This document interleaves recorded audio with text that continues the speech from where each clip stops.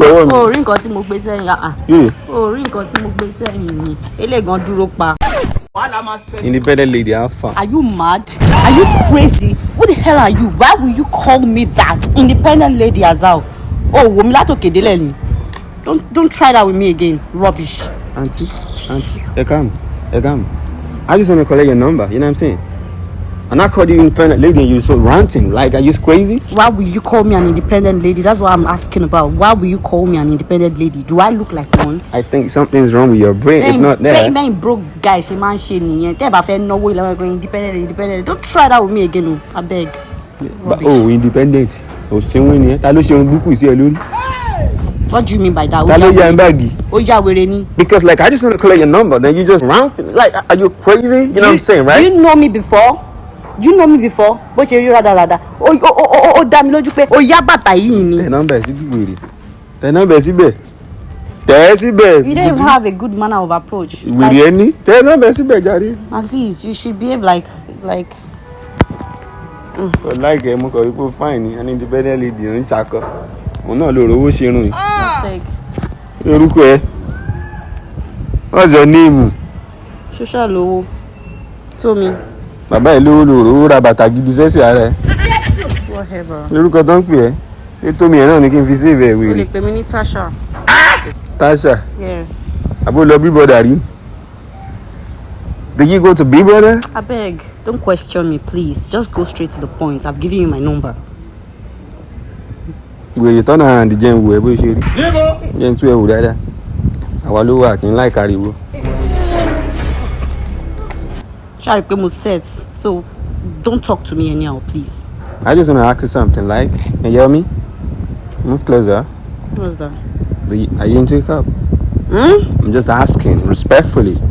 Are you into a cup? Ó dà pé ó ti já wèrè ṣá. Mi ní kó ṣépè wèrè ní ẹni. Jẹ́ ká jọ fi jẹ́ ká ṣe tush. Wèrè wà nílẹ̀ ẹnu báyìí pé wèrè ló fẹ́ lò. Oh, so because I gave you my number, lo ṣe wá ń bèrè pé am I into cup? Why do guys of these days, why do they behave so badly? Like, am I into cup? Mo kàn fẹ́ gbẹ̀mí ẹ̀gbọ́n náà ni. Mo mọ̀ pé o ò ní nǹkan ṣe. Mo fẹ́ gbẹ̀mí ẹ̀gbọ́n náà ni, má bínú baby. Orí kí mo ti ń pè bíbí yẹ kí mi máa dùn ní. Tí n bá bínú di mo lè lọ kọ nọ́mbà sí social media pé you are looking for husband pé ìyá ọmọ gan jẹ́. Màá kọ́ pin nọ́mbà fáwọn èèyàn kọ̀ bẹ̀ sí ní pè ẹ́ mo lè disturb ẹ mo lè ṣe kó má lo nọ́mbà yẹn mọ́. Don't do that. Ẹ̀yẹ́ tó farabalẹ̀ bá mi sọ̀rọ̀. Ṣé English ní ká sọ àbí Yorùbá? Méjèèjì. Okay baby, so why you doing? I'm okay. I just feel like knowing you more better. You know what I'm saying? Are you sure? Yeah, orí kí mi gbé fún mi dání. Mo fi ń ṣàkọni pé mo fún gidi mo lò. Èmi náà ti rí bẹ́ẹ̀. Mo wá lo kíní obìnrin sí. I'll try. Wà á lè mọ̀ pé mo cherish obìnrin. So as I was saying, so I just feel like knowing you more better. You know what I'm saying? I hope your bank account is, ringing loudly. Wèrè ni ẹni iṣẹ́ lówó ràn yín. Ìsọ̀gbọ́n ringing loudly. Now I don't like that. Don't say that again. It's a question. It's yes or no. Bẹ́ẹ̀ ṣe wèrè. Kí ló ń ṣe ẹ́? Ìwọ nìkan lóbìnrin ni. Mo lè decide pé mo lè má toast ẹ mọ́ gan. Ìyẹn tún kọ́. Mo fine wò mí dáadáa. Èmi gan mo fine o. Àwọn òrí fóònù ráńkọ ọwọ́ mi. O rí nǹkan tí mo gbé sẹ́yìn. O rí nǹkan tí mo gbé sẹ́yìn ni. Elégan dúró pa. Mo set náà o lè máa fi mí ṣakọ mi. O jẹ́ ṣọ́ọ̀kù rà eléyìí dúró yàtọ̀. O rí ni. O ṣọ́ọ̀kù rà. Bó ṣe wà nìyẹn. Bó ṣe wà látọ̀run nìyẹn. Natural. Tìsàlẹ̀ yẹn fẹ́ fi style fẹ́ pàdé ẹ̀ lápá bèbí. My manager. Okay, so as I was saying, baby. Okay. I just feel like know you more better. I want to be the one for you. You know what I'm saying? Má gbàgbé sórí pé fún mi tí wà lókè. Yeah, baby. Okay. I just want to be yours. Alright. I want you to be mine, and I think I'm falling for you. So, God, it's going to be so amazing having a different style woman like you. You know what I'm saying? Normal. Ìwà ẹ̀ ò dá tẹ́lẹ̀. Ìwà ẹ̀ ò dá, but ó look good. Like. What's your life on? Yeah, so that's a pass mark. So definitely, it's a yes.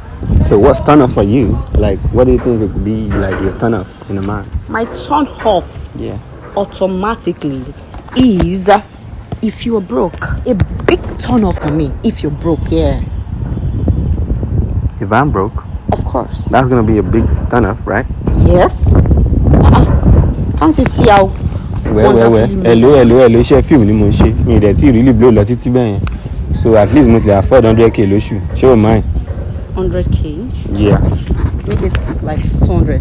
bàbá ẹ̀ mo mọ iṣẹ́ ò lè ṣe fún mi tí mo ṣe máa fẹ́ bàbá mi mommy like it. What do you mean by bàbá mi? relationship ó máa rough o. My dad is a pastor. So wọ́n gé mi o mo kàn like a máa lọ understand a máa like ara wa lọ. ìyá ògì mi. wàá tiẹ̀ fi nǹkan kún. ṣé o ti agree láti fẹ́ mi náà normal. In now, yes. ìyá ògì mi. You said you had something to eat, right? ìrọ́mọ̀ mọ́ mi láìpẹ́ máa fọwọ́ jọ mi ní àyà wàá mú ní irùngbọ̀n ní ṣòro irùngbọ̀n mi. Okay.